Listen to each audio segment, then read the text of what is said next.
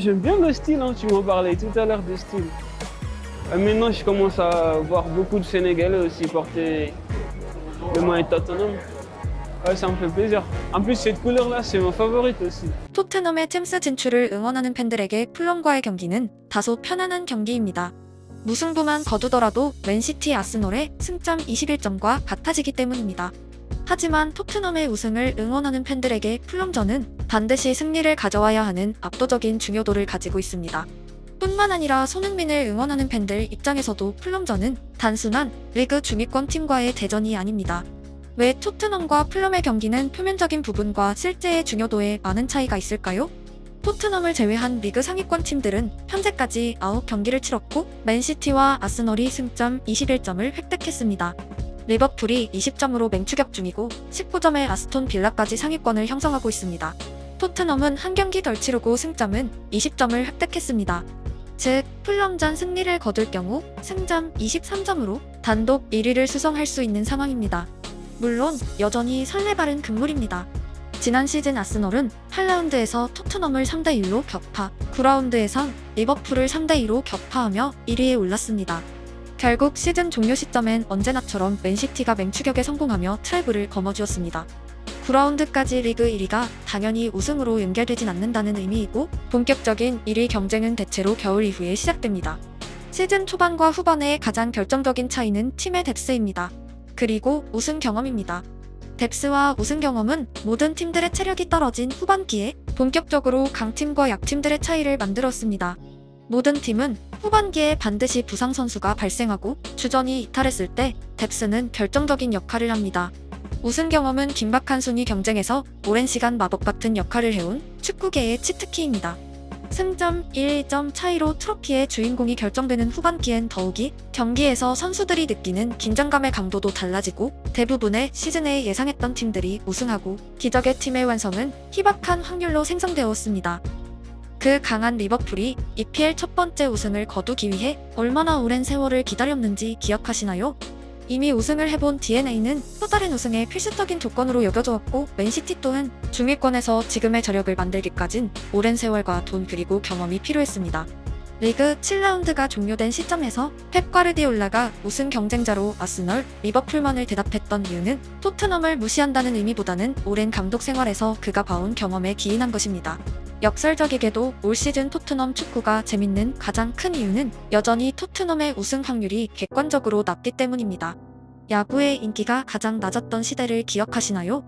바로 양키즈가 당연히 우승하던 시절입니다. 진짜 스토리는 레드삭스가 우승할 때 쓰여졌습니다. 양키즈의 우승은 해가 뜨는 것처럼 자연스러운 현상이었기 때문입니다. 토트넘의 우승을 기대하는 사람들에겐 시즌 막판까지 한 경기 한 경기에 긴장감이 부여됩니다. 당연한 듯 승리를 목격하며 우승을 장담하는 시간은 없을 것입니다. 그들의 우승은 손흥민이 트로피를 들어올리며 환호하는 장면을 목격하기 전까진 절대적으로 미지수입니다. 여기에 스포츠의 묘미가 있습니다. 아득히 낮은 확률의 도전, 실패에 흘리는 눈물, 내년을 기약하는 용기, 혹은 기적을 이뤄내고 역사를 기록하는 현장. 그것들을 빼고 나면 스포츠는 존재 의미가 없습니다. 우승을 응원하는 것과 예상하는 것은 큰 차이가 있습니다. 토트넘의 우승을 응원하는 사람들을 비난하는 사람들은 응원과 예상이란 단순한 한국어의 차이도 제대로 인지 못하고 있다고 느껴질 때가 있습니다. 기적에 한 발짝 다가가기 위해 토트넘에게 풀럼전이 중요한 이유는 현재까지 토트넘의 대진에 비밀이 있습니다. 9라운드를 끝낸 현재 리그 최하위는 셰필드, 본머스, 벌리, 루턴 순서입니다. 네 팀의 승점은 합해서 13점에 불과할 정도로 철저하게 하위권을 형성하고 있습니다. 8경기를 치룬 토트넘의 올 시즌은 현재까지 절반이나 최하위권 팀과 경기했다는 의미입니다. 풀럼은 현재 13위에 올라있는 전형적인 중위권 팀입니다. 그리고 우승팀들에게 진짜 경쟁자는 언제나 중위권 팀들입니다. 보통 상위권을 4위까지, 하위권을 아래에서 4위까지로 표현한다면 중위권엔 무려 12개 팀이 포진되어 있습니다. 즉, 리그의 강팀과 하위팀은 일부이고 대부분은 중위권에 있으며 그 많은 팀들에게 무승부가 아니라 승리를 쌓아온 팀들만이 최종 순위에서 1위를 기록했다는 의미입니다. 라리가의 레알이 바르샤와의 맞대결에서 두 번 모두 승리를 거두고도 우승을 빼앗긴 역사는 상당히 많습니다. 레알 입장에선 강팀과의 경기가 자존심 대결이라면 그 외의 팀들을 안정적으로 격파하는 것이 실질적인 우승 경쟁입니다. 당연한 이야기이지만 EPL의 중위권 팀들은 저마다 저력이 있습니다. 그들이 맨시티 같은 팀에게 승리를 거두는 게 일주일 내내 헤드라인을 장식할 정도의 뉴스는 아닙니다. 강팀과 약팀의 가장 결정적인 차이는 축구 스타일입니다. 아스널 같은 강팀들은 당연히 토트넘을 상대로 공격 축구를 펼쳤고, 토트넘은 오랫동안 역습에 특화된 팀이었습니다. 90분을 뺏겨도 볼탈취 한 번의 득점으로 이어지는 루트는 클롭에 의해 세계 최고의 역습팀이란 호칭이 붙은 토트넘의 자랑입니다. 중위권 팀들은 토트넘을 상대로 당연히 아스널만큼의 공격적인 운영을 하지 않고 때론 두 줄 수비의 극단적인 형태가 펼쳐집니다. 토트넘은 오래도록 수차례 그런 팀들에게 통안의 패배를 당하며 무너졌습니다.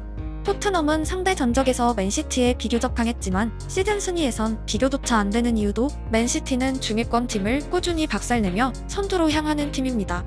올 시즌 토트넘은 최하위 4팀을 상대로 점유율에서 압도하며 경기를 지배했습니다. 중위권 풀럼을 상대로 토트넘의 경기력은 그들이 정말 우승권 팀인지가 결정되는 바로미터입니다. 여담이지만 레알 리그 우승에 실패하고도 챔스 우승을 연속으로 거두던 시절, 그들의 축구는 철저히 챔스의 강팀들을 격파하기에 최적화되어 있었고, 반대로 바르샤는 리그의 중위권 팀들을 박살내며 리그의 최강자로 군림했습니다. 다양한 유형의 팀들을 이겨야 가능한 트래블이 그토록 어려운 이유 중 하나입니다. 손흥민은 2021년 풀럼과의 경기 이전에 토트넘 100호골과 유럽 통산 150호골을 기록하며 상승세에 있었습니다. 하지만 풀럼과의 16라운드 경기에서 골키퍼 선방, 골대 분운이 겹치며 득점에 실패했고, 레길론에게 보낸 어시스트까지 오프사이드 판정이 되었습니다. 풀럼을 상대로 손흥민은 특별히 부진하진 않았지만 유독 고른이 따르지 않았습니다.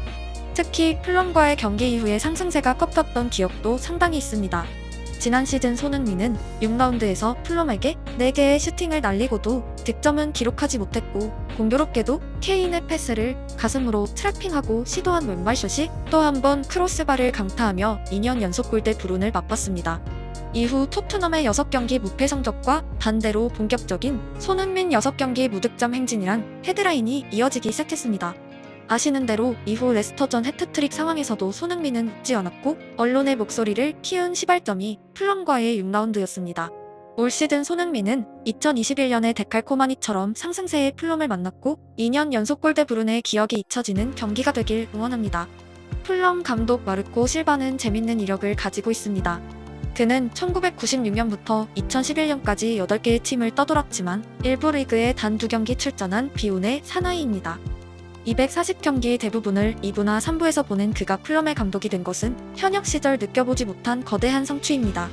그의 감독 인생 결정적인 반전은 포스텍 감독의 고향인 그리스 올림피아코스 감독 시절 챔스에서 아스널을 3대2로 격파한 드라마 같은 경기입니다. 바다 건너 잉글랜드에 그의 이름이 알려진 이유입니다. 그리스에서 영광을 맛본 실바와 반대로 포스텍의 아버지는 그리스의 군사 쿠데타에 호주로 이민했고, 포스텍 또한 실바처럼 현역 시절을 압도하는 감독 커리어를 쌓고 있습니다. 누군가는 2부나 3부 리그의 선수를 실패로 규정합니다. 하지만 그들 중 일부가 10년 후 챔스 우승팀의 감독이 될지도 모르는 것이 인생입니다. 실바와 포스텍의 대결은 어딘가의 작은 리그에서도 여전히 꿈을 잃지 않는 잠용들에게 보내는 메시지입니다. 절대 포기하지 말라는 메시지이자 20대의 3부 리그에 있어도 40대엔 EPL을 밟을지도 모르는 게 인생이라는 메시지입니다. 인생은 끝날 때까지 끝난 것이 아닙니다.